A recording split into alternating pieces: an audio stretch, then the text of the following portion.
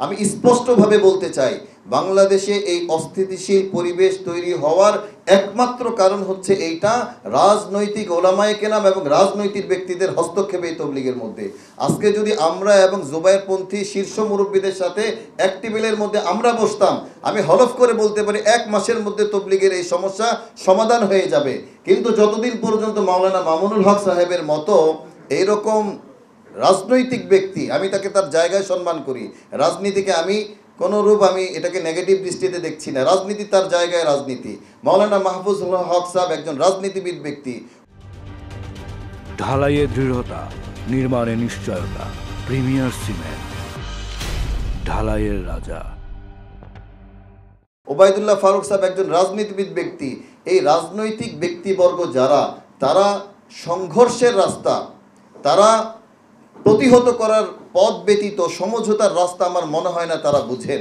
আমি তাদেরকে আহ্বান করব যে রাজনৈতিক ব্যক্তিবর্গ যারা আছেন, আজকেই যদি তাদেরকে তবলিগের অপর পক্ষ থেকে সরিয়ে না দেওয়া হয়, তাদেরকে যদি এই তবলিগে হস্তক্ষেপ করতে বন্ধ করতে না দেওয়া হয়, বাংলাদেশের এই সমস্যা 100 বছরেও সমাধান হবে না।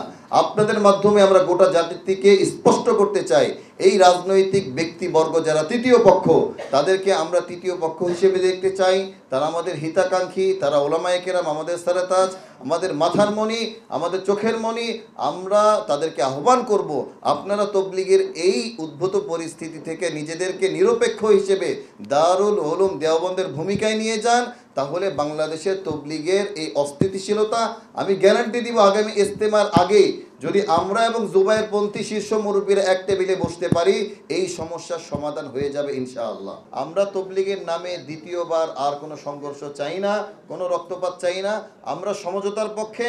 আমরা চাইব বাংলাদেশ প্রশাসন অতি দ্রুত রাজনৈতিক ব্যক্তিদেরকে মুক্ত করে তবলিগের উভয় পক্ষকে নিয়ে সমঝোতামূলক একটি পরিবেশ তৈরি করে আমাদের মাঝে সমঝোতা করে দিবে।